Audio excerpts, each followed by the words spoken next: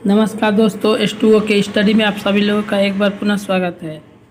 हम test series करा रहे हैं आप लोगों को, जो कि प्रीवियस ईयर में पूछा गया क्वेश्चन है, जो कि TRE 2 का क्वेश्चन है। TRE 2.0 का क्वेश्चन है, जो कि यही पेपर 6 to 8 में क्या हुआ था, आया हुआ था। तो इसी का हम सोल्यूशन करा रहे हैं। तो इसमें हम लोगों का 104 तक हो गया है, 71 से लेके 104 तक हो गया है, और 105 को हम होमवर्क पे छोड़ के गए थे। तो इसका उत्तर हम बता के आप लोगों को आगे बढ़ेंगे। और जो लोग चैनल पे नए आए हैं तो एक बार ज़रूर चैनल को सब्सक्राइब कर लें और वीडियो को लाइक कर दें, ताकि हम वीडियो स्टार्ट करें। चलिए देर न करते हैं, वीडियो को स्टार्ट करते हैं। तो आज का पहला क्वेश्चन रहेगा, जो कि 105 नंबर से स्टार्ट होगा। वर्ण और अर्थ के मेल से बनते हैं शब्द, पद, वाक्य, उपयुक्त में से एक से अधिक, उपयुक्त में से कोई नहीं। बताएंगे सब लोग। तो इसको हम होमवर्क में दिए थे, इसलिए इसको जल्दी बताते हैं। इसको क्या बोलते हैं? शब्द बोलते हैं। वर्ण और अर्थ के मेल को शब्द बोलते हैं। चलिए नेक्स्ट क्वेश्चन, जो कि 106 नंबर क्वेश्चन है। य, र, ल, व किस तरह की ध्वनियां हैं? अंतस्थ है, घोष है, स्पर्श है, उपयुक्त में से एक से अधिक, उपयुक्त में से कोई नहीं।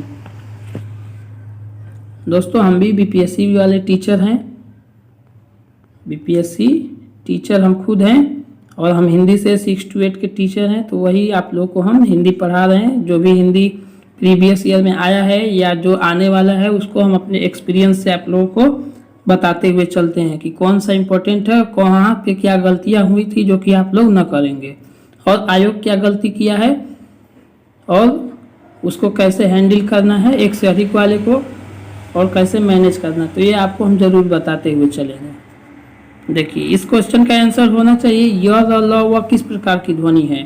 तो ये अंतस्थ तो है, ये साथ में घोष भी है, ठीक है, दोनों है। उत्तर तो ये होना चाहिए था। अगर नियमतः अभी देखेंगे तो कोई भी टीचर आपको ये नहीं बताएगा कि केवल अंतस्थ है। अगर आप पढ़े होंगे वर्णमाला में तो य, र, ल, व अंतस्थ तो है, पूर्ण रूप से अंतस्थ है, लेकिन उसके साथ साथ घोष भी है। घोष सुने होंगे, अघोष और सघोष। तो यह ल घोष में भी आता है। तो आपको अधिकतर टीचर यही बताएंगे कि इसका आंसर एक से अधिक होगा, और हम भी यही बता रहे हैं कि इसका एक उत्तर अगर दूसरे एग्जाम में जाते हैं, जैसे मान लीजिए आप पुलिस के एग्जाम में गए, बिहार पुलिस के, यूपी पुलिस के, या किसी अन्य यूपी का कोई एग्जाम हो या बिहार का कोई एग्जाम हो जिसमें हिंदी पूछे, तो यह ल घोष भी है और अंतस्थ भी है। लेकिन BPSC आयोग ने इसका उत्तर केवल सिर्फ और सिर्फ अंतस्थ को माना है, ठीक है। तो आप लोग अगर BPSC का पेपर देने जा रहे हैं टीचर वाला, तो उसको आप लोग क्या मानना है? बस य, र, ल, व अंतस्थ ध्वनि है, ना कि घोष है। तो इसको याद रखेंगे। ये सब पेपर के ऊपर है, जो आयोग जो मानता है। कई बार आप देखेंगे SSC कुछ और मानता है वही क्वेश्चन का आंसर, और कोई वही क्वेश्चन का आंसर रेलवे दूसरा मान देता है। तो ये आयोग के ऊपर निर्भर है। तो आप लोग भी अगर BPSC वाला टीचर में जाना चाहते हैं तो ये वाला क्वेश्चन का उत्तर क्या मारेंगे? सिर्फ और सिर्फ अंतस्थ मारेंगे। जो कि उस टाइम मेरा भी ये गलती हुआ था, एक से अधिक मारने की वजह से ये गलत हुआ था मेरा भी, जब उस टाइम हम TRE 2 में दिए थे। तो ठीक है, क्योंकि हम एक से अधिक मारे हुए थे, क्योंकि घोष और अंतस्थ दोनों था हमारे हिसाब से, और अभी भी है। लेकिन जो आयोग उत्तर मानेगा उसी के साथ हम लोग चलेंगे। तो राइट आंसर आयोग जो माना है अंतस्थ व्यंजन वाले को, ठीक है। चलिए बढ़ते हैं नेक्स्ट क्वेश्चन की तरफ। 107 नंबर क्वेश्चन, निम्नलिखित में से नासिक के व्यंजन नहीं है।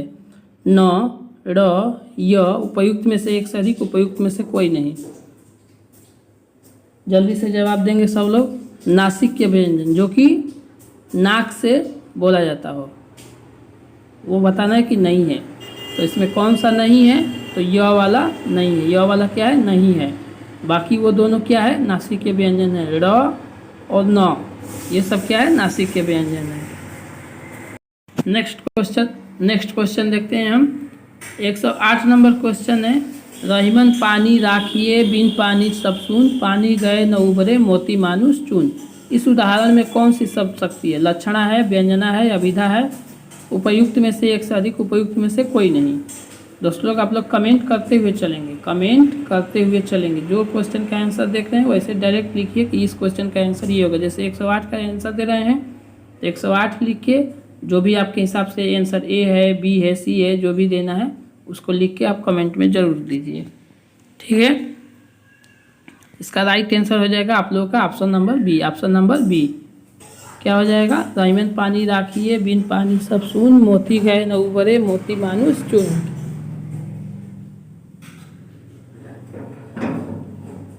तो इसका उत्तर हो जाएगा व्यंजना शब्द शक्ति, जो कि पानी का कई अर्थ है, जिसमें श्लेष अलंकार होता है वो मान लीजिए कि व्यंजना में ही जाता है। क्लियर दैट एकदम, जिसमें श्लेष अलंकार का उदाहरण होता है वो व्यंजना में, जिसका व्यंजना मतलब एक चीज़ का दूसरा मतलब निकलने, जैसे बोली बोला जाता है, इस एक ही चीज़ का कई मतलब निकाल लेते हैं। ठीक है, तो वो हो जाएगा। अगला क्वेश्चन देखेंगे 109 नंबर का। मुदित महीपति मंदिर आए सेवक सचिव सुमंत बुलाए, यह काव्य पंक्ति किस अलंकार का उदाहरण है? अनुप्रास का, यमक का, श्लेष का, उपयुक्त में से एक से अधिक, उपयुक्त में से कोई नहीं। जल्दी से जवाब देंगे, जल्दी जल्दी सब लोग जवाब देंगे इसका। तो इसमें देखेंगे तो इसमें कौन सा अलंकार है? अनुप्रास अलंकार है। कौन सा अलंकार? अनुप्रास अलंकार। इसमें देखिए म शब्द जो है वो रिपीट हुआ है और स शब्द जो है रिपीट हुआ है। तो एक ही वर्ण की जब बार बार आवृत्ति होती है वहाँ पे कौन सा अलंकार होता है? तो अनुप्रास अलंकार होता है। चलिए नेक्स्ट क्वेश्चन देखते हैं। 110 नंबर क्वेश्चन पे चलते हैं। लघु और गुरु किसके अंग हैं? लघु और गुरु किसके अंग हैं? अलंकार के हैं, छंद के हैं, या आपको बताना है रस के हैं, बताना है कि किसके अंग है? एक से अधिक, इनमें से कोई नहीं, ये भी बताइए। जवाब दीजिए कि लघु गुरु किसके अंग है। जल्दी जल्दी जवाब देंगे। तो लघु और गुरु किसके अंग होते हैं? तो छंद के होते हैं। किसके? छंद के, जो कि मात्रा होता है, लघु मात्रा और एक ऐसे दीर्घ मात्रा ऐसे करके होता है जो। ठीक है, लघु और दीर्घ। तो मात्रा की गणना किस में होती है? छंद में होती है, ये भी याद रखेंगे। चलिए 101 नंबर 11 नंबर क्वेश्चन है। छंद के प्रमुख भेद हैं, 3 गो है, 5 गो या 2 गो, या उपयुक्त में से एक से अधिक, उपयुक्त में से कोई नहीं। बताना है कि छंद के प्रमुख भेद कितने हैं। छंद कितने होते हैं ये नहीं, छंद के प्रमुख भेद कौन कौन से होते हैं। जल्दी से कमेंट में जवाब दीजिए आप लोग, जल्दी जल्दी आंसर करते हुए चलेंगे आप लोग। तो राइट आंसर हो जाएगा आप लोग का option number C. Option number C. छंद के प्रमुख भेद 2 ही होते हैं, जो कि मात्रिक छंद और वर्णिक छंद। ठीक है, एक होता है मुक्तक छंद। तो मुक्तक छंद को प्रमुख भेद में नहीं रखते हैं। मुक्तक छंद जो है उसको प्रमुख भेद में नहीं रखते, क्योंकि वो छंद से मुक्त होता है, इसलिए उसको क्या बोलते हैं? मुक्तक छंद बोलते हैं। जो कि कोई कविता है वो मुक्त है, उसमें छंद नहीं है तो मुक्तक छंद हो जाता है, लेकिन उसको प्रमुख भेद में नहीं रखते हैं। और आयोग भी यही उत्तर माना हुआ है, जो कि कई जगह आप लोग पढ़े होंगे, मात्रिक छंद, वर्णिक छंद, मुक्तक छंद, ये सब। लेकिन उसका प्रमुख भेद जो है 2 ही होते हैं, जो कि एक मात्रिक छंद है, एक वर्णिक छंद है। एक मात्रा के आधार पर गणना की जाता है, एक वर्ण के आधार पर गणना की जाता है। ठीक है, चलिए बढ़ते हैं नेक्स्ट क्वेश्चन। 112 नंबर क्वेश्चन है। जब कोई बोली अपने भौगोलिक विस्तार के कारण किसी प्रांत या उपप्रांत में प्रचलित हो जाती है तब उसे कहा जाता है विभाषा या उपभाषा। ऑप्शन बी क्षेत्रीय भाषा, ऑप्शन सी परिनिष्ठ भाषा, ऑप्शन डी उपयुक्त में से एक से अधिक, ऑप्शन ई उपयुक्त में से कोई नहीं। जल्दी से जवाब दीजिए आप लोग कि जब कोई बोली अपने भौगोलिक विस्तार के कारण किसी प्रांत या उपप्रांत में प्रचलित हो जाती है तो उसे क्या बोलते हैं? तो उसे बोलते हैं क्या? विभाषा या उपभाषा। ठीक है, चलिए नेक्स्ट क्वेश्चन देखते हैं। सरकारी स्तर पर गजटों में प्रकाशित सरकारी नियम, आदेश, आधिकारिक और नियुक्तियों की सूचना प्रसंग किसका उपयोग करता है? परिपत्र का, अधिसूचना का, कार्यालय का आदेश का, या उपयुक्त में से एक से अधिक का, या कोई नहीं। बताएं जल्दी से। सरकारी गजट जो प्रकाशित होता है, सरकारी नियम, आदेश, उसको हम लोग क्या बोलते हैं? तो अधिसूचना बोलते हैं। अधिसूचना, जो कि इंग्लिश में क्या बोलते हैं कि नोटिफिकेशन। मान लीजिए कोई फार्म भरते हैं तो क्या बोलते हैं? जैसे बीपीएससी टीचर का ही फार्म भर रहे हैं, उससे पहले निकलता है अधिसूचना, नोटिफिकेशन आया है कि नहीं आया, कब एग्जाम होगा, कब नहीं होगा, क्या होने वाला है इसमें, तो उसका नोटिफिकेशन निकलता है। तो उसी नोटिफिकेशन को तो हम लोग इंग्लिश में बहुत अच्छे से जानते हैं कि नोटिफिकेशन निकलता है, लेकिन वही शब्द हिंदी में ना जानते हैं, उसको क्या बोलते हैं? अधिसूचना बोलते हैं। चलिए नेक्स्ट क्वेश्चन। संक्षिप्तता, स्पष्टता और क्रमबद्धता किसके गुण हैं? संक्षिप्त भी हो, स्पष्ट भी हो, क्रमबद्ध भी हो, ये किसके गुण हैं? संक्षेपण के, सारांश के, भाव पल्लवन के, उपयुक्त में से एक से अधिक, उपयुक्त में से कोई नहीं।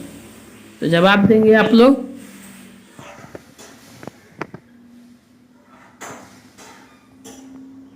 तो राइट उत्तर हो जाएगा संक्षेपण किसका गुण? इसका संक्षिप्तता और स्पष्टता, क्रमबद्धता किसके गुण है? तो संक्षेपण के हैं। जो संक्षेपण होता है उसको कम शब्दों में लिखना होता है और संक्षिप्त में लिखना होता है और स्पष्ट रूप से हो संक्षेपण में, ठीक है। और क्रमबद्ध तो हर चीज़ में होना चाहिए, बिना क्रम का ऐसे थोड़ी कुछ भी लिखते हुए चले जाएंगे, ठीक है। चलिए नेक्स्ट क्वेश्चन देखते हैं। 115 नंबर क्वेश्चन।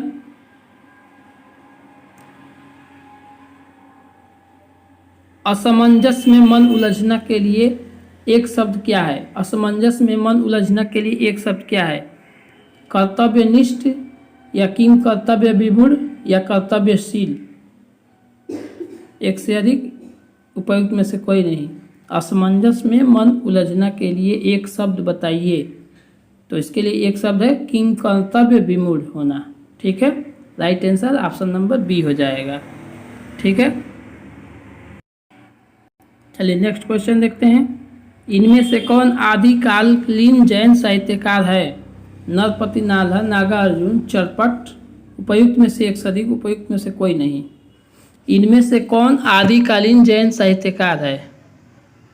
जो आदिकाल का भी हो और जैन साहित्यकार होना चाहिए, ठीक है, जो जैन के बारे में लिखा हो। तो इसका राइट आंसर हो जाएगा इनमें से कोई नहीं, इनमें से कोई नहीं, क्योंकि नरपति नाल्हा आदिकाल के तो हैं लेकिन ये सब जैन के बारे में नहीं लिखे हैं। जैन साहित्यकार इन तीनों में से कोई नहीं है, ठीक है। तो उत्तर हो जाएगा एक, इनमें से कोई नहीं। 117 नंबर देखते हैं। निम्नलिखित कवियों को उनके काल के साथ सुमेलित करना है, सही कूट का चयन करना है। एक साइड कवि है, एक साइड काल है। तो एक साइड नाभादास, इसको छोटा करते हैं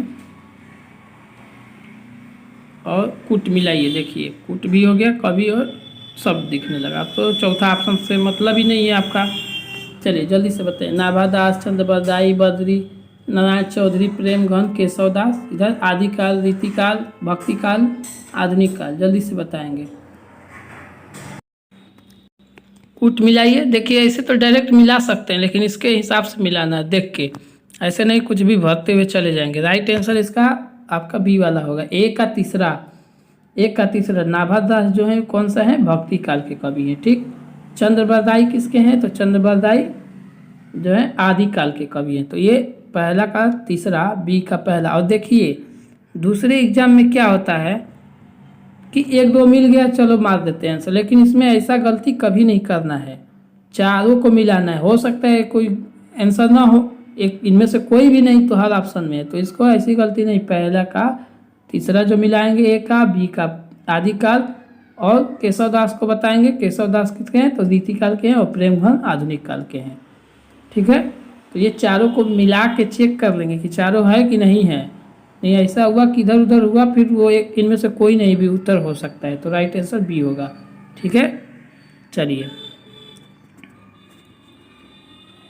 118 नंबर है।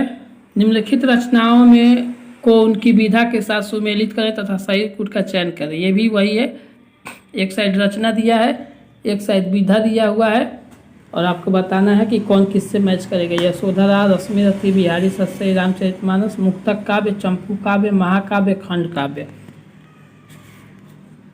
तो यशोधरा कैसा काव्य है?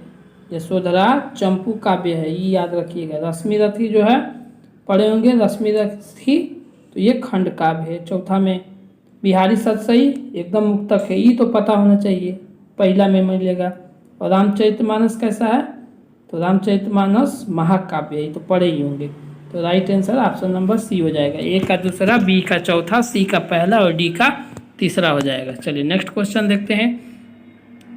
देखिए ऐसे ही कूट मिलाने वाला होता है, इसमें भी कूट मिलाना है। उपन्यास है और उपन्यास के लेखक जो हैं उसको बताना है कि निर्मला, त्यागपत्र, कंकाल, गिरती दीवारें, और एक साइड लेखक जैनेन्द्र, उपेंद्र नाथ, प्रेमचंद और जयशंकर प्रसाद। सबका ट्रिक मिलाना है। तो सिंपल सा चीज़ है, मिला देना है। निर्मला सबको पता है किसका है? प्रेमचंद का है, तो यहाँ पे ए नंबर हो गया, ठीक। ऐसे मिलाएंगे। त्यागपत्र किसका है? जैनेन्द्र का है, ठीक है। तो 1 नंबर ये हो गया, बी यहाँ लिख दीजिए, ठीक है। और कंकाल, तितली, कंकाल, ये सब ये बहुत फेमस रचना है किसकी, जयशंकर प्रसाद की। सी मिल गया, बाकी एक बचा तो इसमें लगा दीजिए, यानी ऑप्शन नंबर ए हो जाएगा, राइट उत्तर हो जाएगा, ठीक है। अगला क्वेश्चन चलिए देखते हैं, और आज के लिए बस 120 पे रोकते हैं, बाकी दूसरे वीडियो में मिलेंगे इसको लेके।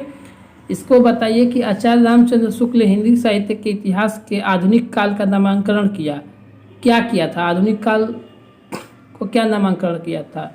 स्वतंत्रता काल, गद्य काल, आधुनिक काल, एक से अधिक और कोई नहीं।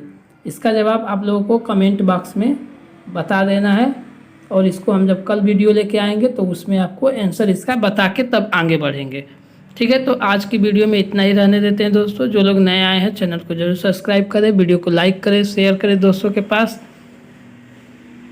और मिलते हैं हम लोग नए वीडियो में नए क्वेश्चन के साथ। तब तक के लिए जय हिंद।